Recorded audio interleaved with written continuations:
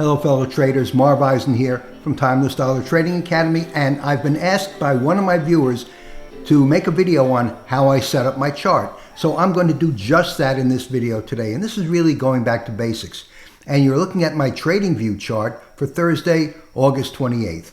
And you'll notice that my chart is blank. Prices are, and I've stopped the price action here at just about 9 a.m., about a half an hour before the market opens. And I start laying out my chart with the Taylor trading zone, the previous day's close, and stochastics. I start out by going to my Taylor trading calculator. And here you see it right over here.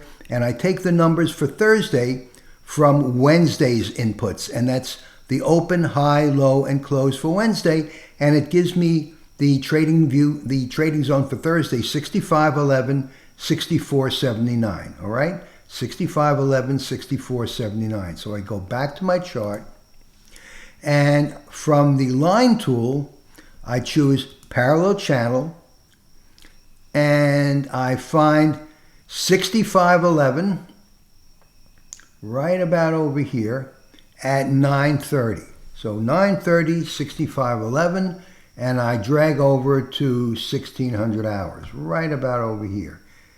And then I drag down to 64.79, right about over here, okay? So there I have my Taylor trading zone for Thursday, August 28th. And now I also have to put previous day's close. Well, part of the information that I enter on the Taylor calculator is the previous day's close. The closing price on Wednesday was 64.94. So I go back to my chart, and I go back to the line tool, and I draw a trend line, 64.94.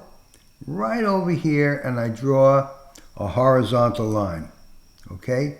So here, two of the three elements are on my chart.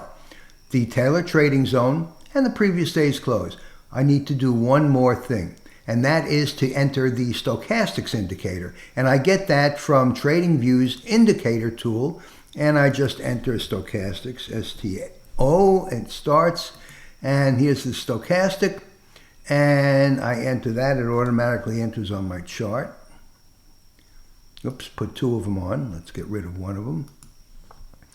And I want to set it up with a time frame of 733, okay? So here are my settings, and I set them to 733.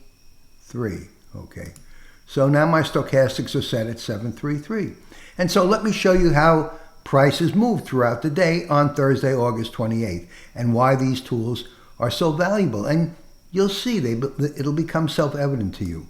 And here we go. This is a 3-minute candle, and this is how the prices moved on Thursday, August 28th. Okay, started out toward the top of the trading zone, went toward the bottom of the trading zone, didn't violate the trading zone, went back up to the previous day's close through the trading zone. And you'll notice that prices will almost always trade within the trading zone. Not all the time and not throughout the day for the entirety of the day. And I'm only talking about, when I say the day, from 9:30 a.m. to 4 p.m. I only use the regular trading hours. And so here are how prices moved on Thursday, August 28th. And as you can see, if you use patience and you wait, and I'm going to stop this price action when we reach the 4 p.m. line. So here we are. I'm going to stop it. And if you've seen my previous videos, you know that I always say wait a half an hour to an hour after the market opens to see which way prices break. By 10 o'clock, which is a half an hour after the market opens, we can see that prices already traded pretty much through the entirety of the trading zone. Are they going to stay within the trading zone? Well, if they're not going to stay within the trading zone, where are they going to go? They're going to go down here, right? But prices seldom do that. And so this is the value of the trading zone, the stochastics. And notice you can trade the stochastics. You can trade the stochastics guide as an indicator. And stochastics are a confirmation of price action. I've made other videos about that. But as you can see, these three tools, the stochastics, previous day's close, and the Taylor trading zone, are invaluable in determining where prices are going to go. Even if you started out at the beginning of the day, right over here at 65.05, prices faded the previous close. In other words, moved opposite in an opposite direction, but then traded down to the previous day's close. Now there are 4 points between each horizontal line. So if you just made an estimate at the open that prices were going to close the gap, you would have made 10 points in just, let's see, 15 minutes.